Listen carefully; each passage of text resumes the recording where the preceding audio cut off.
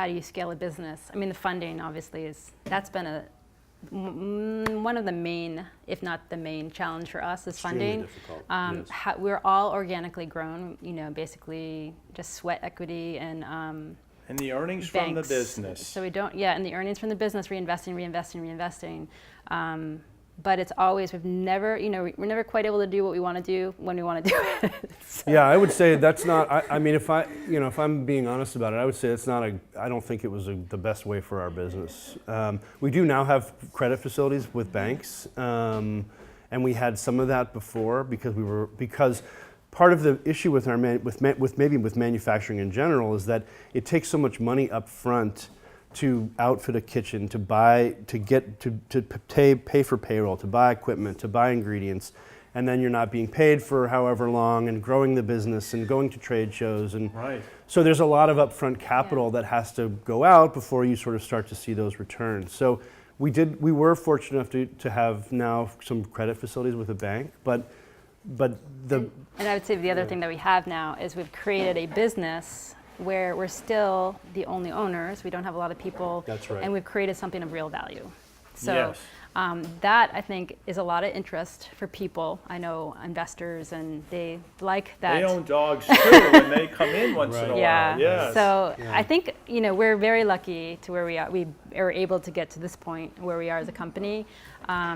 And to have something that is actually, we've created some value here where there's a lot of interest in this industry in particular.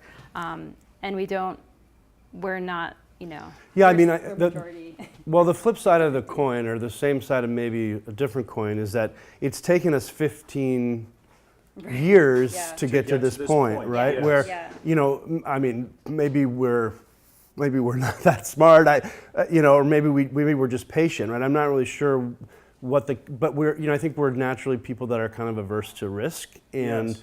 thinking about taking huge loans or huge investments from outside influences has always made me very nervous, and I think it makes Deb nervous as well. So, I mean, the flip side of that is that we've been doing this for a long time. So.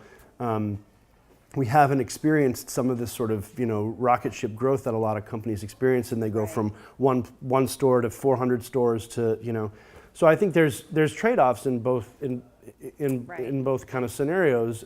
I do feel at this point, now that we've kind of been through the fire and are maybe kind of starting to see the light, that I feel like I feel very fortunate that we did it this way. Yes. But there were some times where there were dark days, when you're trying to grow a business. I think too, it depends on the industry. We were lucky enough to be small and have not much money and get in at a very early time when the pet industry was changing. Right. Now, and I think this can go again, I'm sure this is the same for any industry, but we got in early and we were able